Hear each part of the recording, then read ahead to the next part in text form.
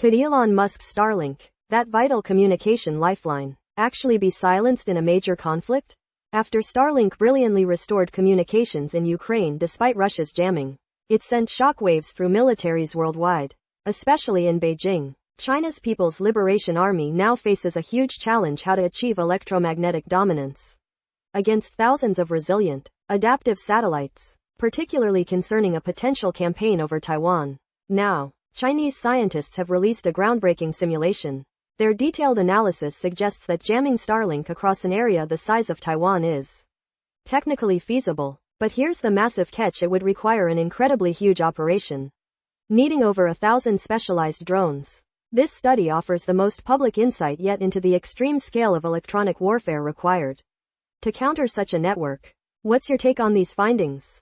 Subscribe for more updates. If you'd like, you can support us on Heads Up, Travelers. A growing diplomatic row is now impacting flights between China and Japan.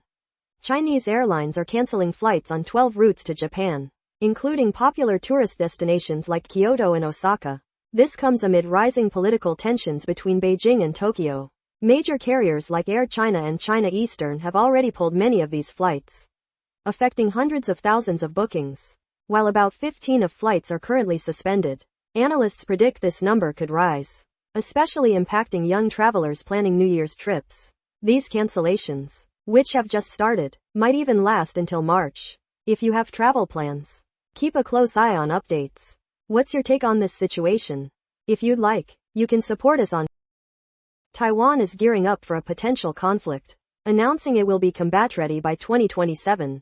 President Lai Ching-te declared this, citing intensifying threats from China, which is reportedly speeding up preparations to take the island by force. Taiwan is boosting its defense spending with a special $40 billion budget. They're investing in advanced missiles, drones, artificial intelligence, and strengthening cooperation with the U.S. This comes as Taiwan firmly rejects China's one country, two systems model, pointing to the erosion of liberties seen in Hong Kong under similar arrangements.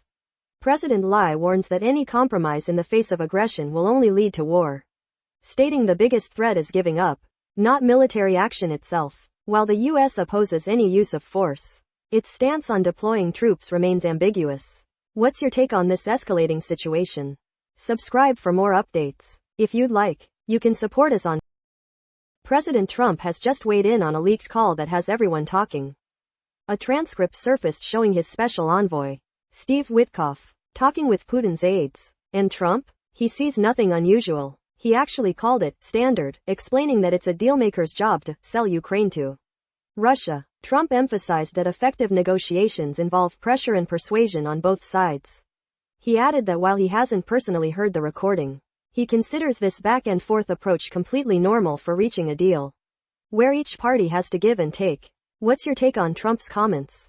Subscribe for more updates. And if you'd like, you can support us on